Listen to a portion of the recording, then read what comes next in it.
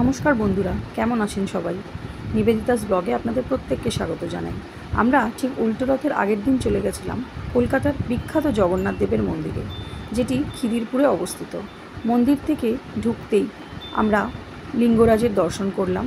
ঠিক তার ডান দিকেই নাট মন্দির অবস্থিত। নাট মন্দিরের বাঁ পাশ দিয়ে একটি সিঁড়ি ওপর দিকে উঠে গেছে, যেই সিঁড়ি দিয়ে উঠলেই আপনারা জগন্নাথ দেবের দর্শন করতে পারবেন।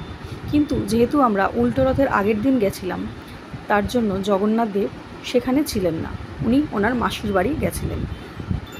তাছাড়াও মন্দির প্রাঙ্গণের ডান দিকে আমরা জগন্নাথ দেবের একটি ছোট্ট মন্দির আছে, যেখানে আমরা জগন্নাথ দেব, বলরাম আর সুভদ্রার দর্শন করতে পারলাম।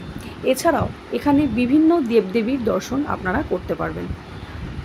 মন্দির থেকে বাঁদিকে ঘুরলেই আপনারা বটসাবিত্রী,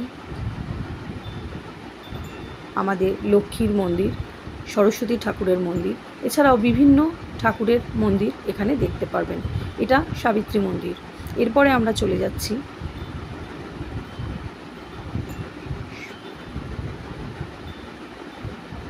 হনুমান মন্দিরের দিকে।